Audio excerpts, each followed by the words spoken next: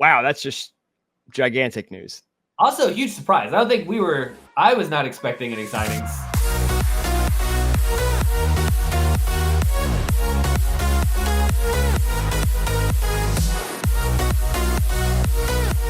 Welcome to the Vamos Morados podcast on the State of Louisville Podcast Network. I am Zach. I'm Benton. And I am ready to talk about some soccer this week, Benton. We got a lot of exciting news to talk about. A lot going on this week. Yeah, we accidentally did a little bit of a delayed recording from our normal cadence that we try to stick to, and worked out in our favor this time. A bunch of stuff came down the pipeline. A bunch of news broke in the meantime. Yeah. We'll start with one of the big ones for Louisville City's newest signing, Phillip Goodrum. How about that? The team was already stacked. I know. It's not as unfair as when we got Aiden McFadden. I'm like, well, that's just not fair to everybody else that we get somebody of his caliber. Yeah, Mario, it's a huge signing for the team. Yeah, Mario did us a solid sending him from Tulsa to Louisville City. I guess it helps to sow your coaches around the league. Yeah. So it's my understanding that Phillip and Aiden McFadden are friends. So yeah, they played together. Talking with each other a couple seasons ago, right? Yep. Tulanta. Yeah, Tulanta. Rip the two teams. But huge signing. We keep signing the guys that have been thorns in our side. You know, I remember Aiden McFadden being like absolutely problematic, and like in the back of my mind also thinking like I'd like to have him on our team. Yeah, I want to cheer for him. And Phillip Goodrum was kind of always a bad guy. He was good against us, so maybe that's our new litmus test for how we sign players. Anybody who burns us gets signed. Exactly. I'm not mad about that. So stacking up before that final stretch heading into the playoffs. I think that does some interesting things with the rotation too. I mean, I guess.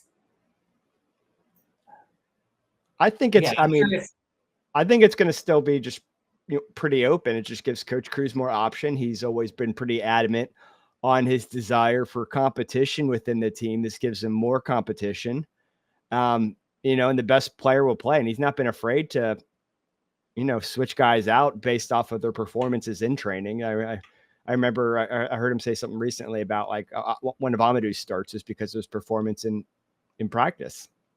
So, he's not just blowing smoke in these players' ears with about that rotation and working hard in practice. So, yeah, it just gives them more options, gives us more weapons.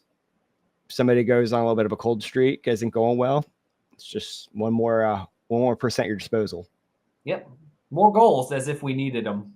Yeah, man. Right before the big one against Charleston Battery, the Field of Fam match, wondering if he's going to be in the mix at all or not.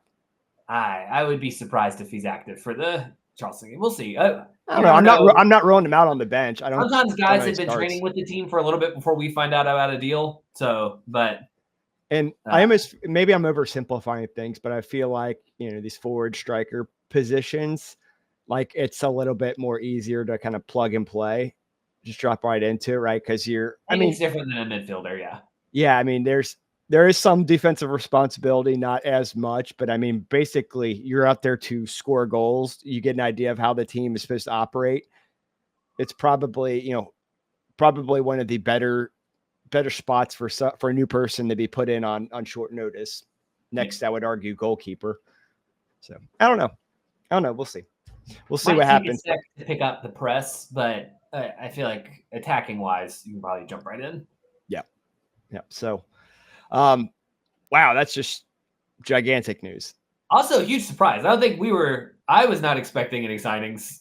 I pretty much figured we had a roster for the year. I had heard that they were looking for another striker. I wasn't certain of any of the details. This definitely was not on my radar. Yeah, not mad about it at all though. Nope. Turning a bad guy good. Face turn. Need more of that. So eager to see him in action. The other big news, also in the Louisville City adjacent world, our buddies down the road, Lexington, they're getting promoted from last place in their league. You gotta love we get a proper derby. Hey, but look, I mean, compared to any other teams in their league, they hit the ground running in terms of setting up their entire organization to the point where they're opening their stadium this year. Like, props to them for making that happen so quickly. I mean, there's teams in the championships that can't get that done. So yeah. I don't know about their roster, their team building, any of that element. I suspect that they're cruising for a bruise next year. Given their standing. Yeah. But, maybe the new venue going up to the championship, all that stuff will improve their odds, and maybe they'll have a better roster for next year. I don't know. We can speculate on that for now. But the exciting thing is we got an in-state rivalry, which is pretty cool because our next closest one, Indy, I mean, I hardly consider a rivalry at this point. They've not held their end bargain. An easy afternoon drive to the away game, the better. Yeah. The close proximity is going to be excellent. It's at a real stadium. I imagine that they'll have fans traveling our way as well. Opens up, I think, a lot of possibilities. From a Louisville City perspective, I think it's only a good thing. Yeah. Right? Like, I just don't think they're going to be that competitive out the gate. So, I mean, I don't want to call it an easy win already, but based on their performance this season, like, it looks a little bit that way. Been laying down the smack talk already. Hey, as long as it doesn't interfere with my Louisville City interest, I still have a soft spot for Lexington due to my number of years. Green and purple are good rivalry colors. It's a good color clash. Yeah, and both teams avoided the obvious red and blue. Yeah, for their respective cities. So I think there's some cool synergy happening there. I appreciate that. So, I hope that their new stadium starts to attract more and more fans. I don't want it to be like, they have this cool new stadium. They're now in the championship, but they're not like bringing anybody to these matches, and there's really nothing going on there. So I hope that that all comes together. I know it's not the most ideal location. At least one match a year that's going to be packed. Yeah. Because I do like the idea of putting more purple in their stadium. I imagine we're going to have a lot of people travel for that one. Oh yeah. Easy. Absolutely. So that's super exciting. I wasn't tracking on those rumors. Apparently it was pretty well known prior to the announcement. Kind of went off social media, so maybe that's where I missed that one. But it doesn't surprise me. That's where their aspirations would have been. We have Tyler from Crane Kicks Lex back on to talk about the move. Oh yeah, that was one of the first things I thought of when I heard about that news. We're gonna have our buddy Tyler. They got some good people over there in Lexington, so I hope we get a kind of a friendly thing going with them. Yeah, I think that'll be good. They just got to be able to accept regular losses from us, and we'll be all good. So more to come on that transition. It also kind of prompts the question of what's the structure of the championship going to look like going forward, in terms of east-west alignment. I know John Morrissey, USL Tactics on Twitter, he kind of threw out a 3-division sort of setup. I think it was like west, south, and north. My conspiracy theory is still that they're gearing up for whenever they do pro rel at some point. Oh, I don't even think that's a conspiracy theory. They've actively talked about that. No, my conspiracy theory is that they're adding teams to the championship because they're going to add a tier above the championship when they do that. Oh, I think they're stocking up the championship with teams so that, and when they announce the pro rel, they're also going to announce like a division above the championship, because naming convention wise, it would make sense to have one be the premier. It's weird right now that the top one in the league is championship rather than premier. And to the non-soccer people, that it doesn't make a ton of sense. At least with the Premier League, they probably have heard of the Premier League in England, and could have that level of association. That's what I think. I think they're stacking up, and they're going to have a whenever they do Pro, they're going to split the championship up and add a tier above where it currently is. Yeah, I'm fine with that. I mean, whatever makes it happen. I know we'll be in the whatever the highest level is, so I'm not too worried about it. They split it, we're in the upper one, so maybe there's some other teams that might have to worry a little bit, but we don't. How much would it suck? I feel like I'm going to curse us by saying this. How much would it suck if they announced like a year ahead of time that they're splitting off and adding a Premier League, and like the top 10 teams in standings from this upcoming season will make it, and it's like the first time ever Louisville City has a bad season? I think they're going to be a little bit more selective. They're going to look at the club's history. They're going to look at the venue and the infrastructure, and they're going to be like, yeah, they're in our top sitting. I'm still really not worried about it. Yeah.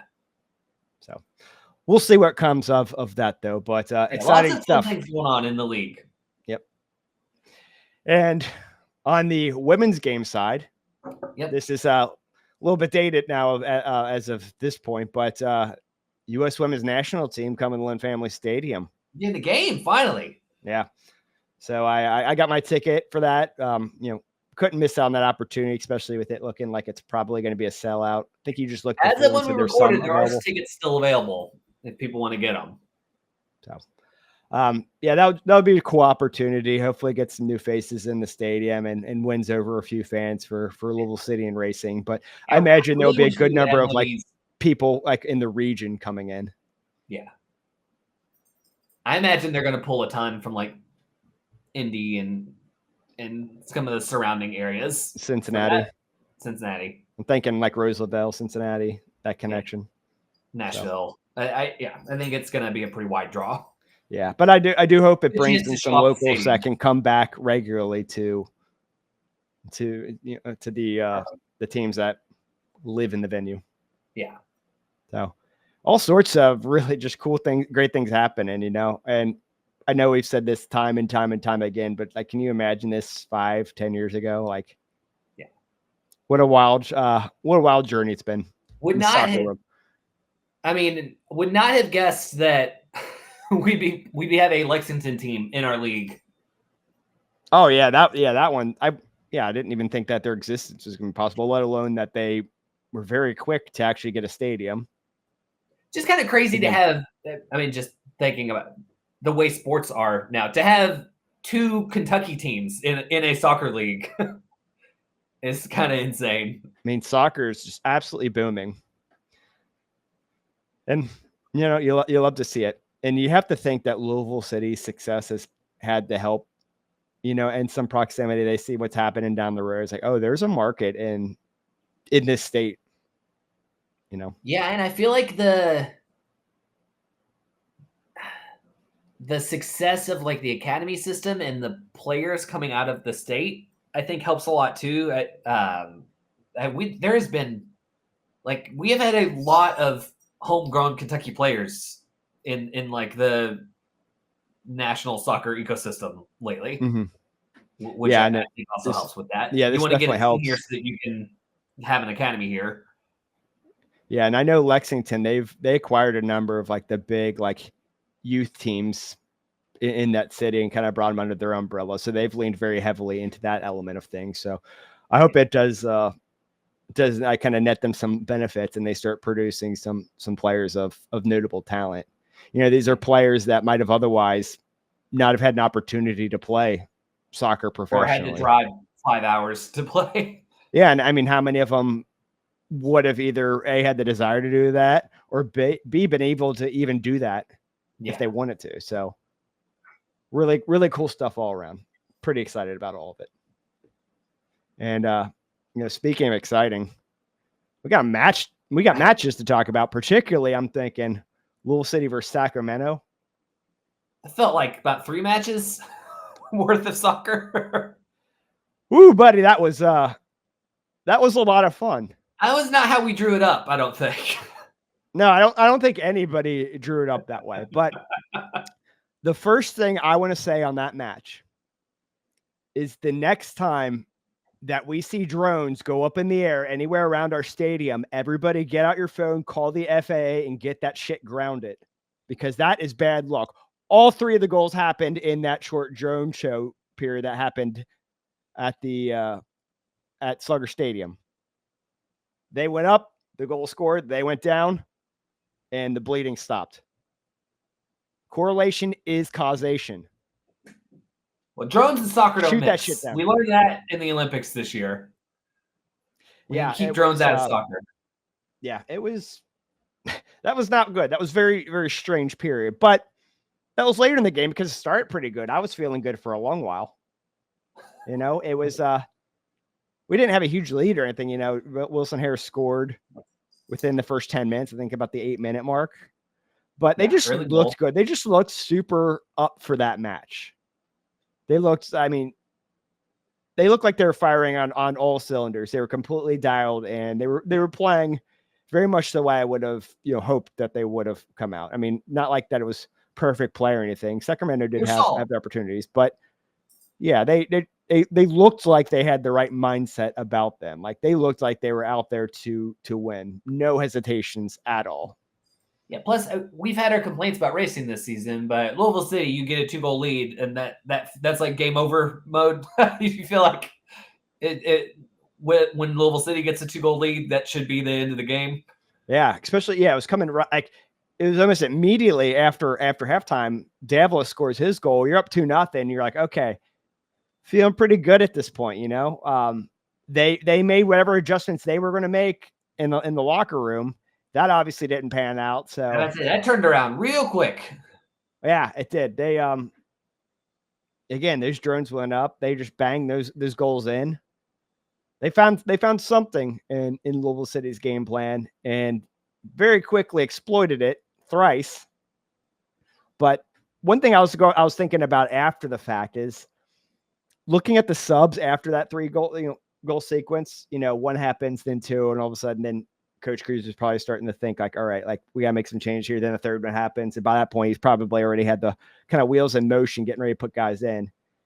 He brought in Amadou Dia, Niall McCabe, and Dylan Maris. Like, I really appreciate it. That's a good, like, settle the game down trio. Yeah. Like three guys who will keep their head.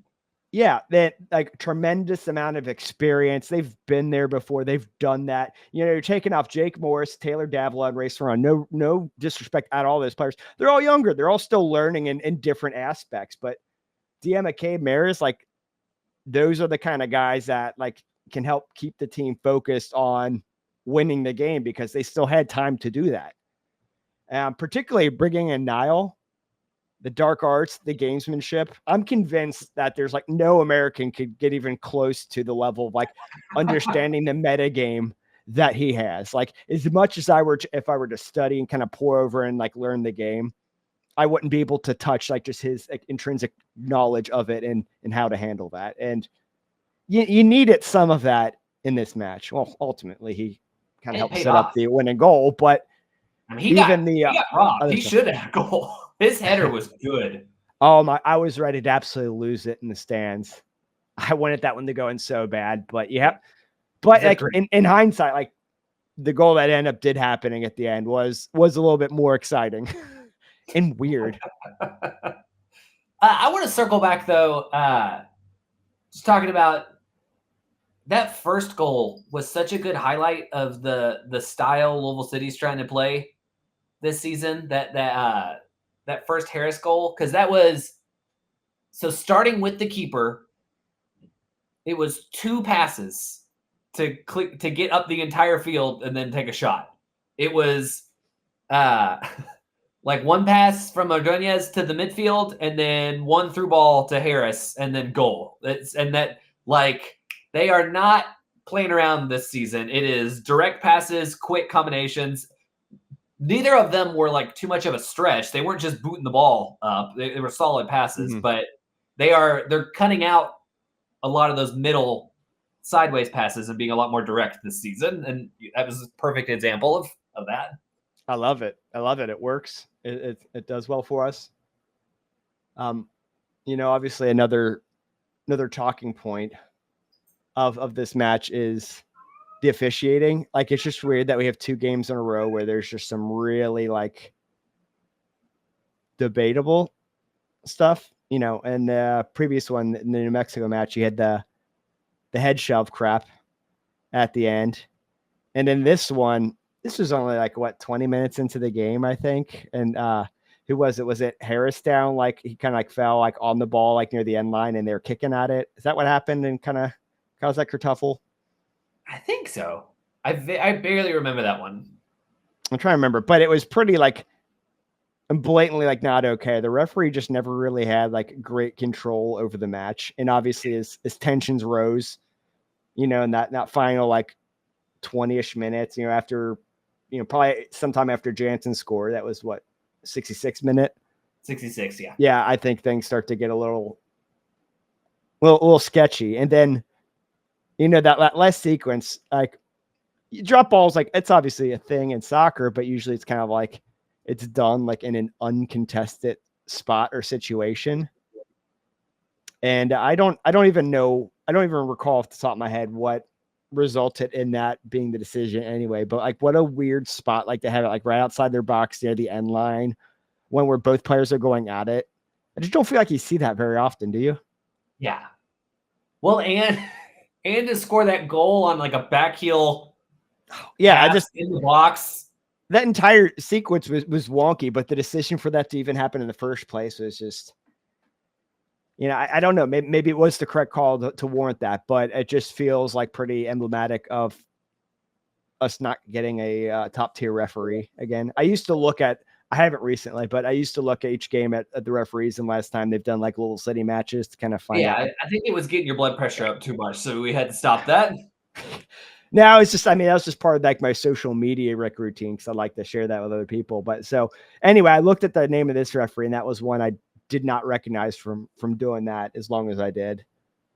So I don't know the extent of his experience, but wasn't a huge fan. And again, I try not to call out the officiating. I get like it's a hard job, but like it wasn't good. And that was probably the most audible, like, anti-referee chanting I've heard in that stadium. That was loud, and it was clear, and it was hilarious. It was pretty funny, but yeah, not great. We got the win. I was watching the highlights, and you can hear the anti-ref chants. Yeah, in the highlights. It was pretty solid. People were hot, and you also have to think this was like just a touch under 9,000. It was a later match, and with the like sold out game at Slugger, kickoff is rough. So I think that just makes how loud and clear the chant was like even more pronounced, knowing that this is probably a touch below our average, which makes it pretty funny. But I mean, I've been harping on the importance of this 3-game stretch of New Mexico, Sacramento, and the Charleston Battery. We've already won 2. We've won 2 of those already. So far, they've done what they needed to do.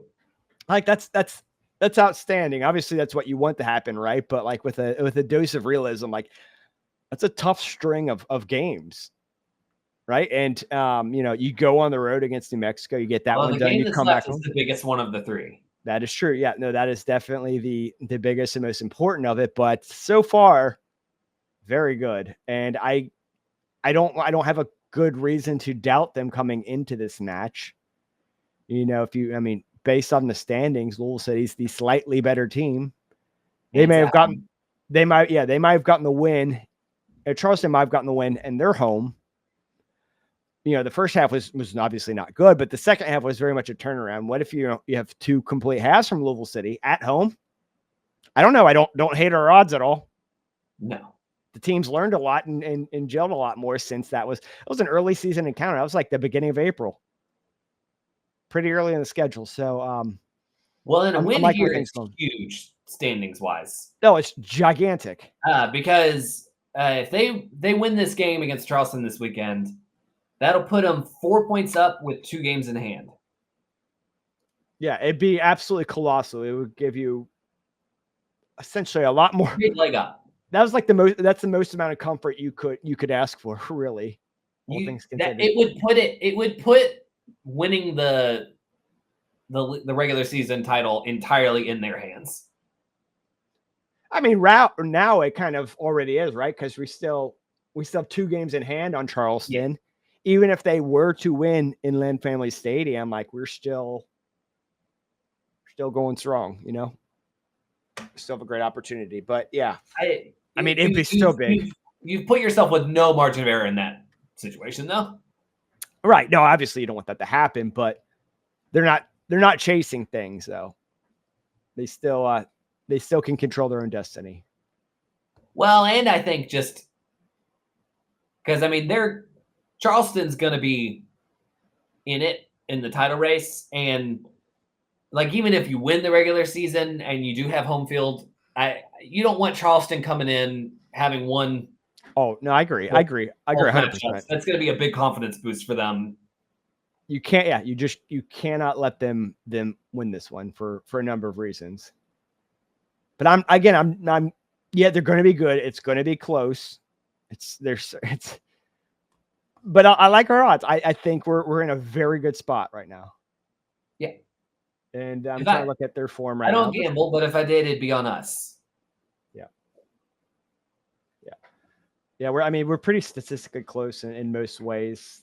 The biggest differentiator is that they have 7 draws to our 2. Like they just have a problem, you know, getting across the line in some of those matches. I'm sure they were the better team in the majority of those 7, but yeah, they didn't make it show up in the score line. And Louisville City has been able to do that. Goal differential, nearly the same goal differential, 29-30. Yeah. Yeah. Now I'm actually curious. So I don't know what their away record looks like. And I want to see if I can't pull that up real quick, because that would be good to know. Football Reference has home and away splits. Yeah, I'm a FOT mob. I probably should have that. I'm pretty committed to this, so I'm going to make people wait as I look it up, unless you're faster. We'll fix it in post. Let's see. Because this is important, right? Like, we know Louisville City is good at home, plays to our strengths, but how's Charleston like on the road? For Charleston, 9-1-1. Away is 5-6-2. So very, very mid. Pretty big drop off. Yeah. Home versus away. 28 points at home, 21 points on the road this season. That's good news. Because one thing we didn't talk about with Sacramento is they've been outstanding on the road. And that was another element of how big that win was against them, is that they just don't lose on the road. I think they have an unbeaten streak going back to last season, well, prior to that match. So that made that win that much bigger, knowing that fact. Yeah. Woo! Gonna be an exciting weekend. Real big. I'm glad that they had the foresight to make this the Phillip fan match. I hope people are gobbling up those tickets. I think even if it was not official, the fan would be full for this one. Yeah. Well, I think when you declare to Phillip fan match, you got to think of maybe those casuals who aren't really like following the team. They don't know these storylines. They don't get why Charleston's like such a huge deal. Yeah. But when you put that Phillip fan like label on the match, like there's a level of, I think, just people like get it at this point, since we've done it for a couple of years now. Yeah. So. Plus, they always run some sales that helps. Yeah, they already had a flash sale Monday, I believe it was. So, man, I'm just hoping so badly we get this win over Charleston. Could sail through the rest of the regular season. And I say sail because they have a few tough games at the end. It makes me nervous when you're that confident. I mean, they put themselves in a very good spot if they get this win, though, right? Like they are well set up to close the season out with a win here. Yeah, let's see what else they got. Away at Hartford, away at North Carolina, home against Loudoun, away at Tulsa. And so far, I'm not scared. Away to Detroit, that'll be annoying. Home against Memphis, don't really care. Home against Miami, away to Indy. They're okay. We'll see if maybe they can do something to regain their status a little bit in the rivalry. But then you got Tampa at home. We owe them one. Another big one. Away to San Antonio, which I think they kind of fell off this year, if I'm not mistaken. Oh, yeah. Yeah, they are 11th of 12 in the West. Sad sight. I was kind of hoping they'd be like a regular powerhouse in the West. And then following that is Phoenix Rising. How's Phoenix doing? They also kind of fell off this season a little bit, didn't they? Yeah, 9th. I mean, go back to that list again. Like, maybe 2 matches you're a little. We are in the thick of it right now. It is downhill from here rest of the season. Yeah, I mean, Detroit's like mid-table, but they're always thorns in your side. They're gonna be aggressive playing at home in Keyworth. Like, so I'm gonna give them that respect. And then also, Indy, to their credit, they're 4th place. We're going to go to their place. So that's probably honestly Indy's good this season. Yeah, that's honestly probably one of the bigger challenges that we have left. Okay, I kind of blew off Memphis. They're 4th in the West, so some respect to them. So they're right behind Sacramento. Okay. But all in all, like, I don't hate that stretch. If you could have had me, I kind of pick the schedule in real time, what I'd like to see happen, the remainder of it. Like, there's a lot of names there that I did want in the mix, Miami, Hartford, North Carolina, Loudoun, apparently San Antonio and Tulsa. So, praying for a result. Can't count our chickens for their hatch. Crushing result. I know we can't.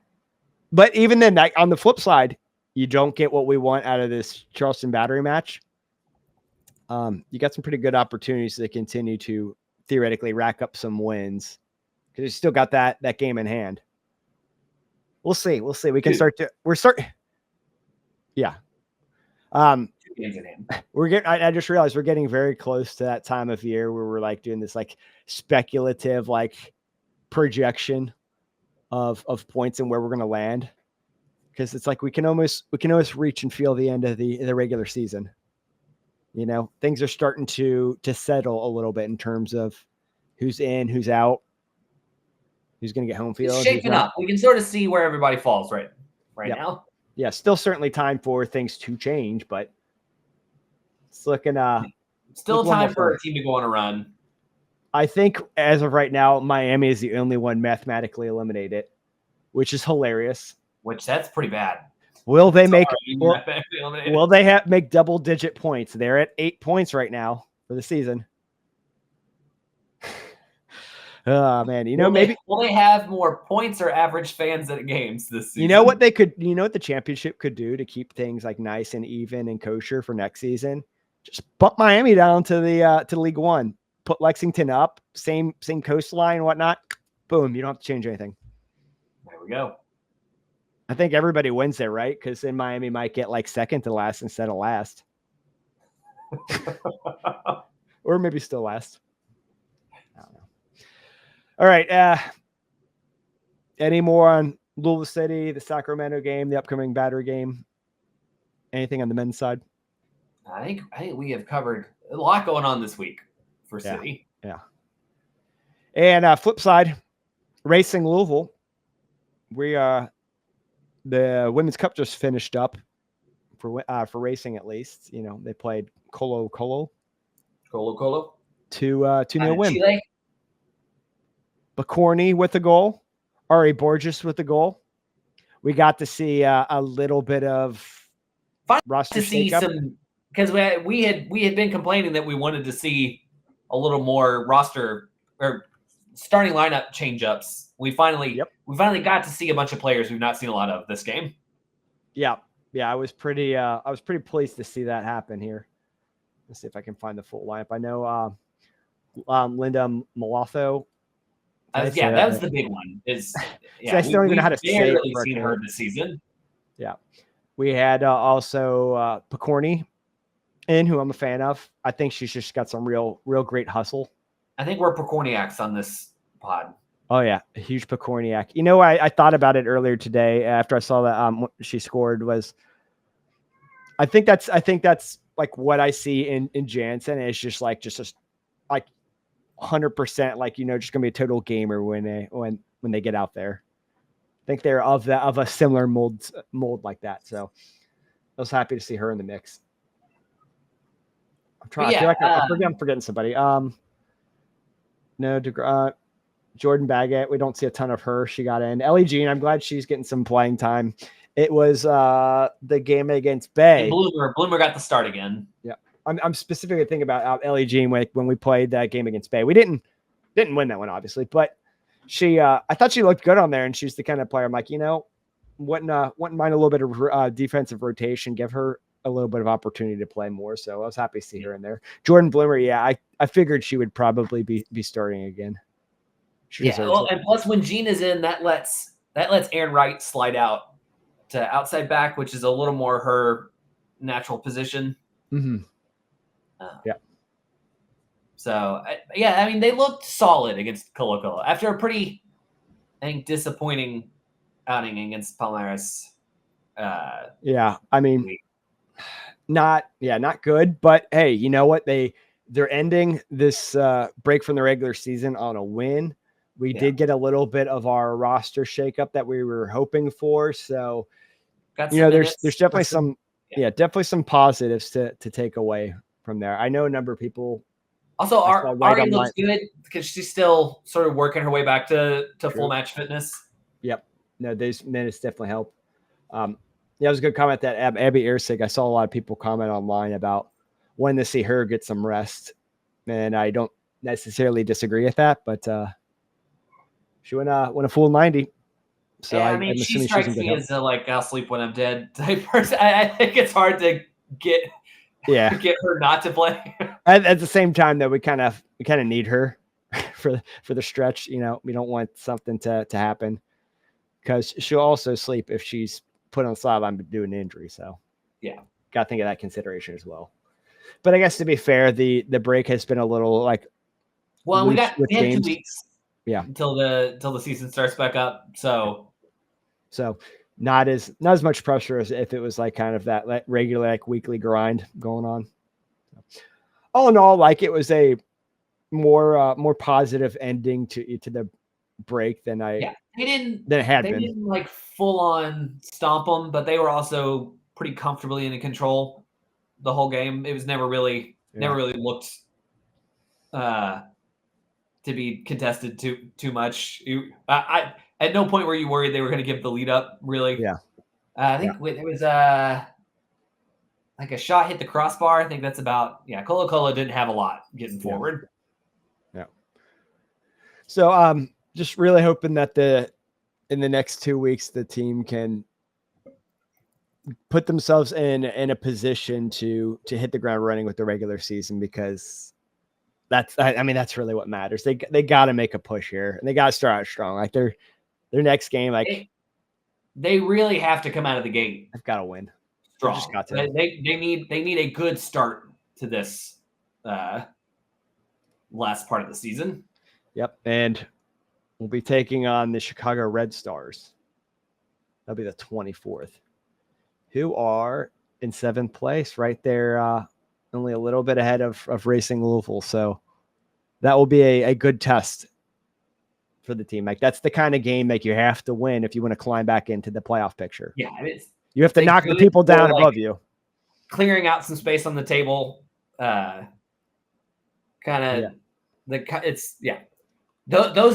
are specifically the teams they need to get points against for this last part of the season if they want to make the playoffs. Yeah, and then after that is Seattle, who are below us in the table, but they've not been great this year. I think we'll know a lot about our team's fate after those 2 matches, in terms of at least of confidence that we can have in the making the postseason, because won't be that many games following those. Yeah. What is let's see, what is the full schedule for Racing? Yeah. Yeah. So it's the Red Stars, Seattle. We go away to Bay, which is another big one. They're in 8th right now. Yep. So another big standings match. Home against Angel City. Home against North Carolina.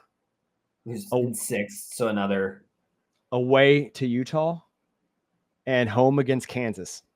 Yeah. And so, I mean, like, they're in 9th right now, which is not where you want to be, but they also, they play the team in 8th, 7th, and 6th. So they really have a lot of control over the standings. If you win those 3, those are 3 like 6-point games essentially.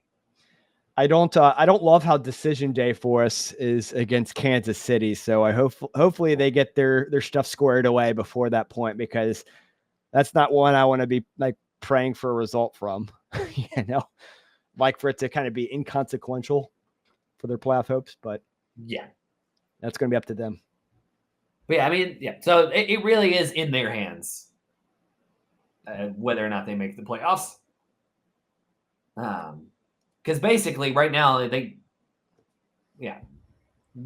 win the Chicago game and the Bay game, that will do a lot for getting them one of those last spots.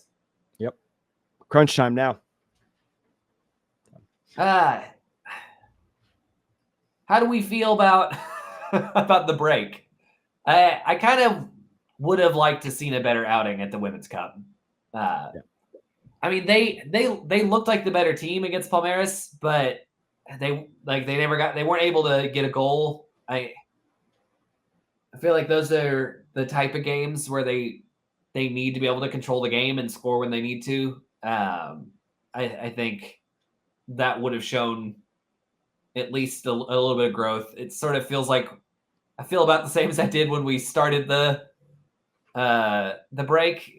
I'm not feeling a lot more confident. Yeah, I was really looking for the team to impress me, really build some momentum. I guess they technically did the latter, build some momentum by ending on a win. But other than that, like I'm about where I was with the team. So I'm hoping that they can really turn it on the next few regular season matches and kind of be elite bloomers, make that push to the playoffs and make something happen, So it's something. It's got to just we need some forward progress for this team, like on a bigger scale. One thing that gives me a little hope moving into this last part of the season is Ari has been playing pretty regularly. I think having her back as a regular feature on the roster is a big help. I think, especially with being able to score goals. I think that just having her available does change things up for him a little bit. Mm-hmm. But yeah, other than that, like not a ton. I mean, Flint has played very good all season. I feel like we can rely on her a lot at this point. Yeah, agree. I think, which is pretty common. A lot of the rookies that had like a real strong start, I feel like have sort of settled down a little bit. So I'm looking to see if we can get like an end of season push from any of those. Maybe, get a little more as they adapt to the league more. But yeah, man, I really want to feel better about the outlook than I do. I mean, I'm with you. I want reasons to be optimistic and positive and happy about them. I can't fake that. Yeah, I am. If we are being honest, I am not feeling super confident about snagging one of those playoff spots right now. Yeah, no, I think the odds are against us, but it's not like some insurmountable odds. They could definitely still do it. I'm just based on the past. I'm probably not going to bet on it. Love to be proven wrong, though. I'd love nothing more. But I mean, there's not a lot of season left, but there's enough season left for something to happen. So yeah, I know for sure. It's for sure going to be tighter than what we would have won it starting the season. I do worry that it might come down to that Kansas City game. Yeah. Yeah, I think it's going to be tight. As the team has historically not done themselves a lot of favors, so I feel like it would be very racing for them to need those points. Yeah, I feel like if past results or any sign of the future. They're going to win that Bay game and put themselves in a playoff spot, and then like lose to Seattle or Angel City below them in what should have been like just a lock it up game, and then have to win against Kansas City at the end to get back in. Yeah. So I guess we'll find out what happens starting on the 24th, where the regular season resumes. Did you have any more thoughts on racing? Anything else that we've not touched on with them? Not a lot of news. I did notice Kanu is already back with us from the Olympics, so that's good. Have players already back to train those last 2 weeks. I didn't even connect the dots about her being out for that. She got a red card in the last game of the Women's Cup, but me and you were trying to figure out before we started recording what that actually means. if she has to miss next year's Women's Cup games, or she'll be out for 3 games just in the Women's Cup competition. So yeah, we'll see if that matters or not. Back. I don't. I think I remember that. I think I remember hearing Clegg is back in town, but was not like game available at that game. She wasn't on the bench or anything in that game, but I think she is. I heard she is here. Yeah, she's not really been in the mix all that much. Another player we haven't seen a lot of. Yeah, that's the kind of player I would have loved to see in a match like this, but like I get it. She was away for the Olympics. That's different, you know. Yeah, she was busy getting spied on at the Olympics.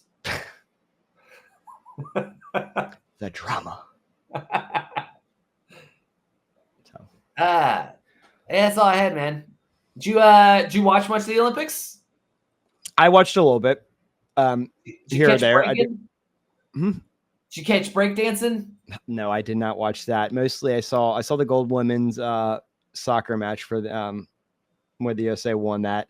Watched a lot of volleyball. My wife is very big into volleyball, so I watched a lot of volleyball too. That's volleyball's fun to watch. I like lunchtime workouts at work that there was a lot of volleyball games on at the same time, so I watched those while I was working out the last couple of weeks. Yeah, I wish that it was more of like a mainstream sport to watch. When I was at UK my freshman year, I did a little stuff with their like little TV studio station thing, and so I filmed the volleyball matches, and that's when I was first really exposed to it. I'm like, oh my god, this is actually like pretty awesome to watch. Well, I will say I do not really like watching the men's just because they hit it so goddamn hard that like you're just like praying that you get something on the ball and can put it back over. Meanwhile, I feel like there's a little bit more interplay with the women, and so it's a more enjoyable watch other than watching like dudes just absolutely blast the ball. Not saying the women don't hit it hard, but like they're able to like get it over a little bit more frequently than the men's side. Yeah. Longer points. Yeah, and that's the fun stuff. Right my dad was complaining about ping pong, table tennis, because the Olympic quality guys are so good that the points are all super short. Like it's pretty rare that they actually get into a rally because it's just like anybody gets a little opening and they put it away. Yep. And they're like 8 feet away from the table. It's hilarious. I didn't get to watch any of that. I wish I did though. But yeah, it was a good Olympics. Glad to see. I am glad because they announced that we were getting the national team game before the Olympics were done. So I was hoping that it would be a victory tour. We got to see them here. So got it. Yep. Glad that they got the win for that reason. Yep. Get a lot of people in our stadium. Pack it out.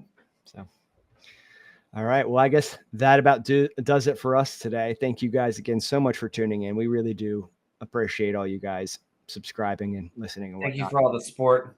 Yeah, absolutely. So make sure you share, like, subscribe, do all those good things.